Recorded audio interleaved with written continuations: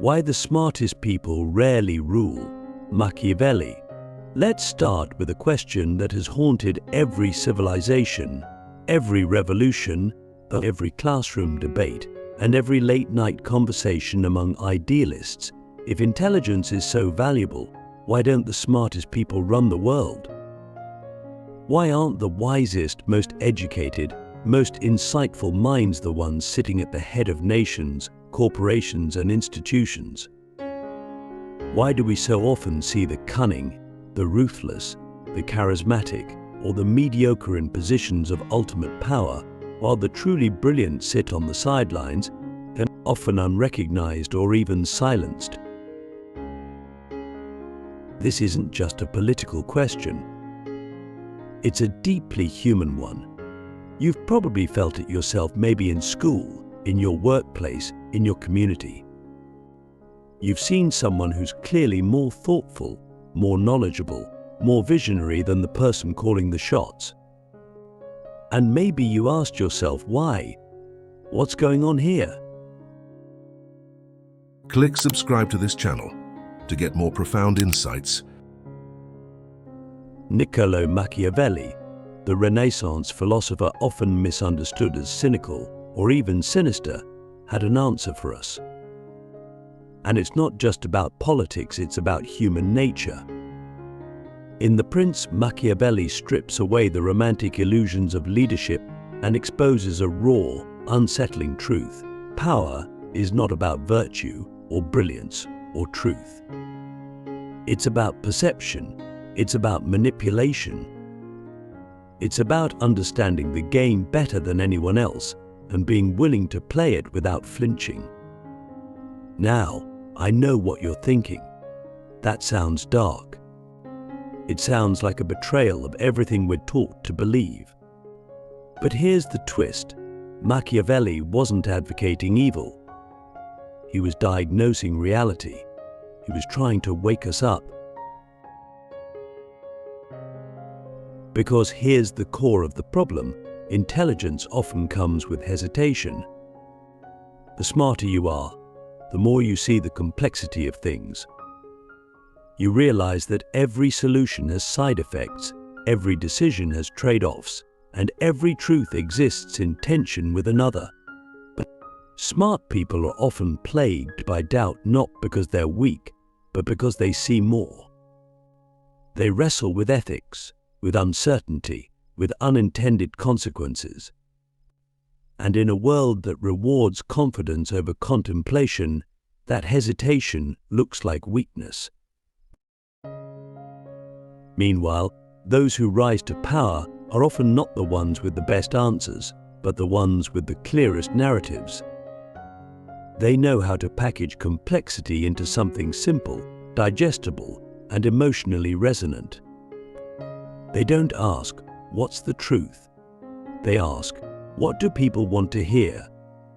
And then they deliver it with conviction. Is that manipulation?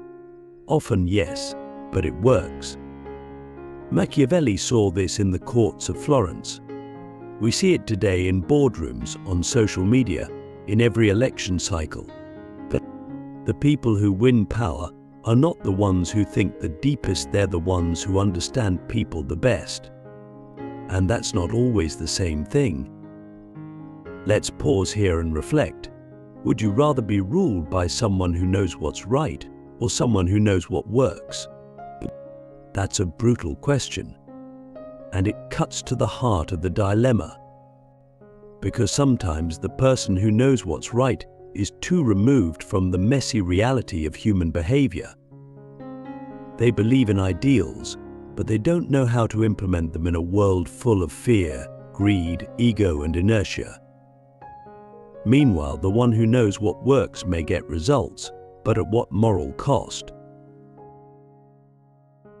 And here's where Machiavelli becomes relevant again. He argued that if you want to rule, you must be willing to be feared, to be misunderstood, even to be hated if that's what securing your position requires. That's why the smartest people often don't rise to power. They're not willing to pay that price. They want to be good. and power punishes those who hesitate for the sake of goodness. But let's not reduce this to a simple dichotomy. It's not just that smart people are too good and ruthless leaders are too bad. It's about a deeper structural mismatch between what intelligence produces and what power requires. Intelligence thrives on nuance. Power thrives on clarity. Intelligence asks questions. Power needs answers. Intelligence is slow, methodical, self-critical. Power is fast, decisive, self-assured. And so the smartest people often become advisors, not rulers. They become philosophers, scientists, artists, engineers, those who shape the world from the edges, not from the center. They whisper into the ears of kings, but rarely sit on the throne themselves. Because the throne does not reward introspection. It rewards performance. Let me ask you, if you had the chance to rule, but it meant compromising your values, simplifying your truths, suppressing your doubts, would you do it?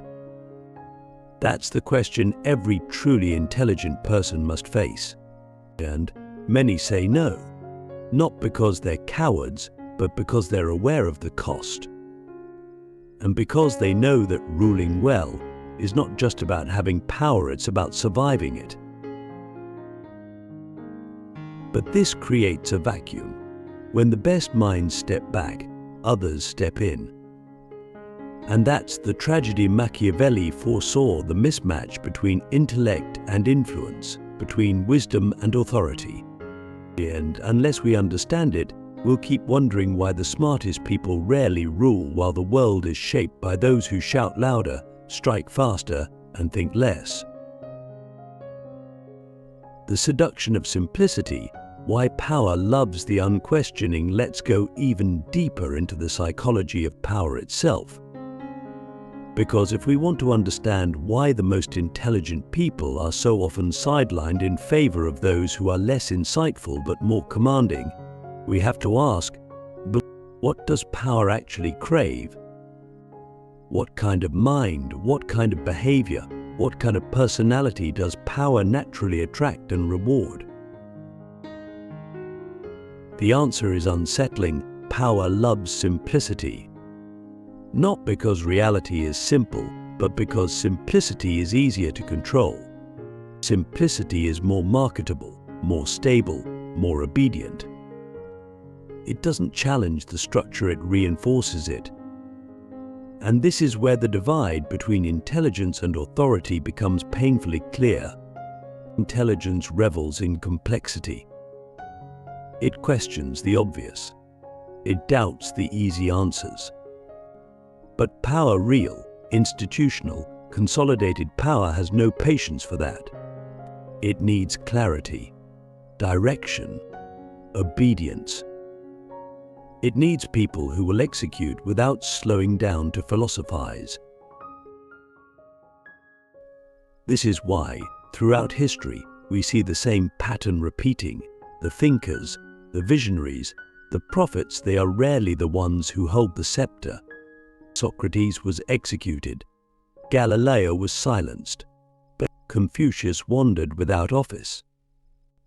And even Machiavelli himself, one of the most influential political thinkers of all time, died in relative obscurity, never granted the kind of power he wrote so piercingly about. These were not failures of intellect. They were rejections of complexity in favor of the comfortable fiction that leadership must be direct, decisive, and digestible by the masses. Think about it. Modern political campaigns don't reward nuance. They reward slogans. Build the wall. Yes, we can. Make America great again. Time for change. These are not philosophies, they are brands. They don't ask you to think. They ask you to feel. And that's the secret. Power doesn't need you to be right. It needs you to be clear, because clarity mobilizes. Clarity commands. Clarity wins votes, unifies armies, rallies movements. Meanwhile, the smartest people are often trapped in a web of their own awareness. They see both sides. They hesitate to commit. They are haunted by the possibility of being wrong. And in a world that rewards certainty over subtlety, that becomes a fatal flaw. Who would you follow in a crisis? The person who says, "I think we should consider all the options," or the one who says, "Follow me, I know exactly what to do"? Even if the first person is right, the second person wins. Because in moments of fear, people don't want the truth. They want direction. And here's where the seduction of simplicity becomes dangerous. Because once power finds its way into the hands of the simple, or worse, the simplistic, it begins to reshape reality around itself. Institutions are built not to challenge the powerful, but to protect their narratives. Education is streamlined to produce obedience, not insight. Media amplifies the loudest voices, not the wisest. And slowly, the space for intelligent dissent begins to shrink. It becomes harder to speak complexity in a world addicted to sound bites. But it's not just institutions that fall under this spell. It's us ordinary people. We're drawn to simplicity too. It gives us certainty. It soothes our anxiety. It gives us someone to blame and someone to follow. And that's the real reason why the smartest people rarely rule, because they refuse to lie to us. They won't promise easy answers. They won't reduce the chaos of life into a neat little campaign promise. They respect us too much to manipulate us. And paradoxically, that respect makes them unelectable. Let me ask you, when was the last time you voted for someone who made you uncomfortable, who challenged your assumptions, who told you something you didn't want to hear? Most of us don't. We reward those who flatter our worldview, not those who expand it. And in doing so, we create a world where intelligence is admired but not empowered, where the smartest people are invited to give TED Talks, but not to write laws, where they're asked to consult, but never to command. Machiavelli understood this deeply. He knew that power isn't held by the most qualified, it's held by the most adaptable. The ones who can read the room, craft the narrative, and sell it with conviction. And while intelligence often demands adaptation too, it's a different kind, an internal adaptation, a reshaping of one's beliefs in response to new evidence. But power doesn't care about that kind of growth. It needs you to stay on message. And so we're left with a tragic irony. The people most capable of leading us wisely are often the least capable of winning our trust. Not because they're untrustworthy, but because they refuse to play the game. They refuse to simplify the world into heroes and villains. They refuse to pretend that every problem has a solution. And in a culture that worships certainty, that refusal is seen as weakness. But maybe it's time to rethink what leadership actually means. Maybe real leadership isn't about having all the answers, but about knowing which questions matter most. Maybe it's not about projecting strength, but about revealing truth. And maybe the smartest people don't rule not because they can't, but because we're not yet wise enough to follow them. Why intelligence threatens the system, the fear of the uncontrollable mind. If we really want to understand why the smartest people rarely rule, we must confront a darker, more systemic truth. Intelligence is not just undervalued by power, it is actively feared. Not because it's useless, but because it's unpredictable. Intelligence, in its purest form, is a force of disruption. It questions authority. It dismantles assumptions. It sees through illusions.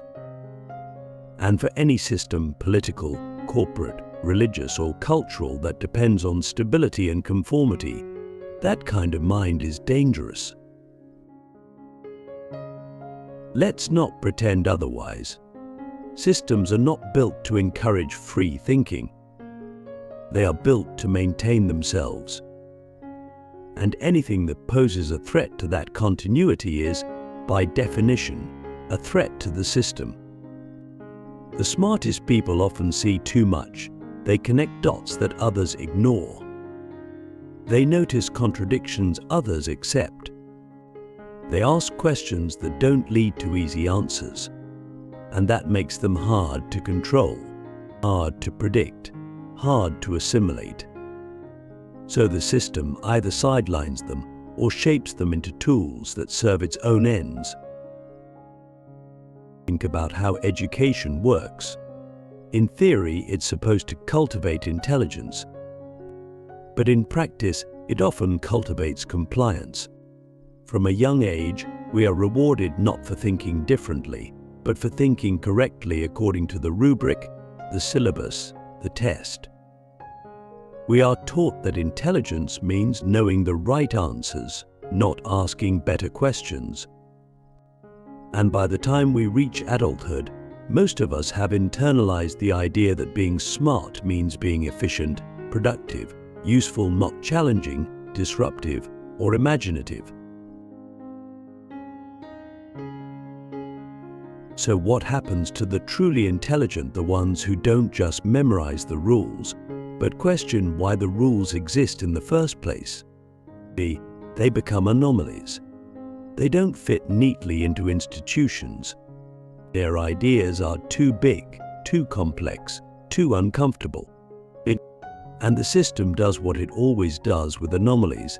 It isolates them, marginalizes them, or repackages them into something less threatening.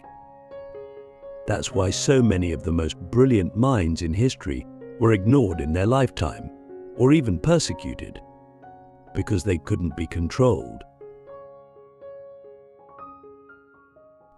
And that's the key word, control. Power is not afraid of intelligence in itself. It is afraid of intelligence that refuses to be tamed. An intelligent person who serves the system faithfully is an asset. But an intelligent person who questions the system is a liability. And the smarter they are, the greater the threat they pose, not because they're violent or rebellious, but because they can see the hidden architecture of power. They can expose the flaws in the foundation. And worst of all, they can inspire others to see it too. Machiavelli understood this dynamic. He knew that a ruler's greatest threat wasn't always a rival army, it was a mind that refused to bow. In The Prince, he advises leaders to surround themselves not with the most intelligent advisors, but with the most loyal ones. Because loyalty can be predicted, intelligence cannot. A smart advisor might tell you the truth, but the truth might destabilize your rule. It'd be better to have someone who tells you what you want to hear. Better to have someone who protects the illusion. This isn't just a political insight, it's a psychological one. Most of us, even outside positions of power, are uncomfortable with people who think too deeply. Why? Because they make us confront our own contradictions. They force us to see things we'd rather ignore. They remind us that the world is not as simple as we pretend it is. And that discomfort is threatening. So we laugh at the philosopher. We mock the intellectual. We label them as impractical, out of touch, or weird. Not because they're wrong, but because they're right in ways we don't want to admit. Let me ask you something. Have you ever dismissed someone's insight not because it lacked truth, but because it made you feel exposed. That's the power of the uncontrollable mind. It disrupts not just systems but psyches. It forces people to confront themselves, and most people would rather not. So the smartest people are often left in the margins, not because they lack strength, but because their strength threatens the structure. Not because they're incapable of ruling, but because their rule would require a deeper transformation than most people are willing to undergo. And until we value truth over comfort, questioning over conformity, and complexity over simplicity, the most powerful minds will continue to be feared, not followed. The wisdom of not ruling, but why the smartest people choose a different path.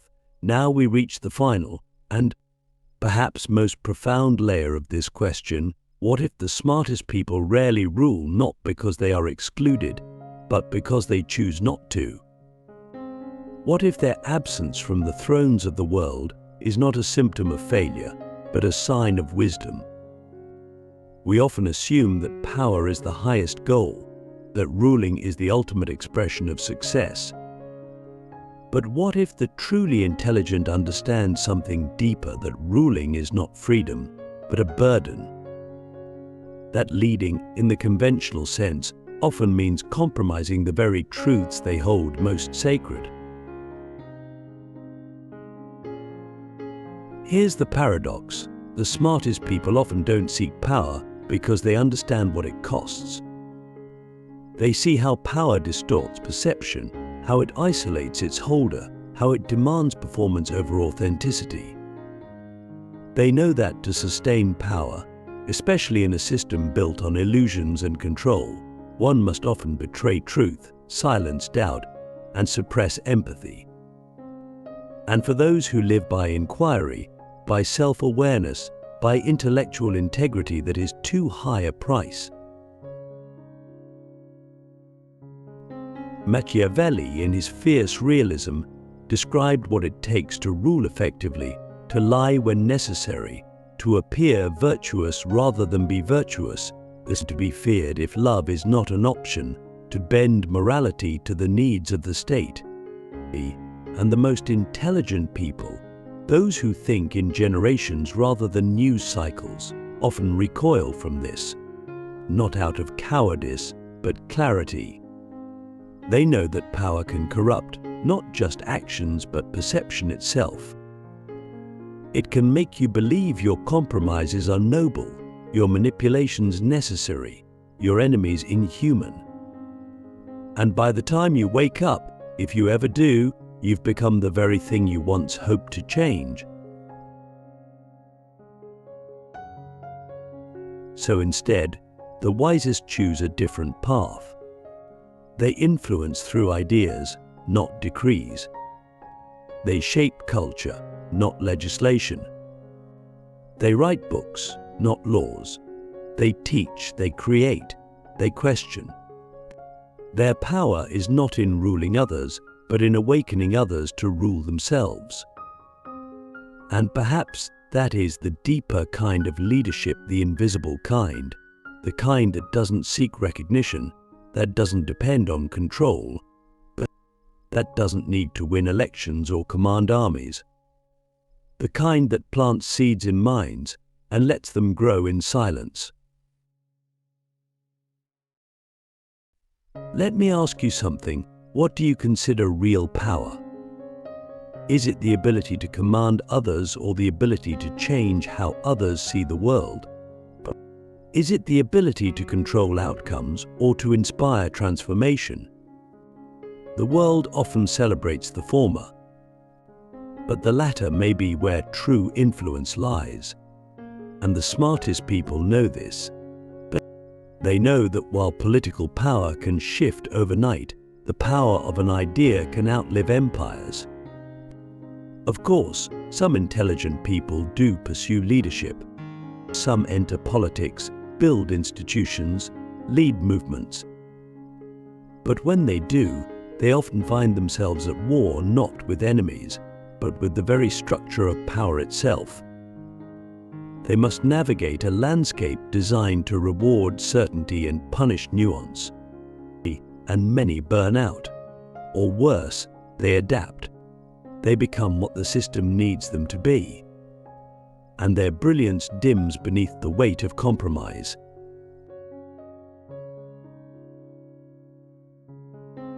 So the question we must sit with is this: what kind of world are we building when those best equipped to lead it choose not to? And what would it take to build a system where intelligence is not sidelined, but celebrated? Where humility is not mistaken for weakness? Where questions are valued more than slogans? Until then, the wisest will continue to walk a lonelier path. They will speak truths that most do not want to hear. They will remain outside the palaces watching the kings play their games. And they will keep asking the questions that matter, not because they seek to rule, but because they seek to understand. Not because they want power, but because they want wisdom. And maybe that's the real reason they rarely rule, because they know that ruling others is not the highest power. Ruling yourself is, and that perhaps is what makes them the smartest of all.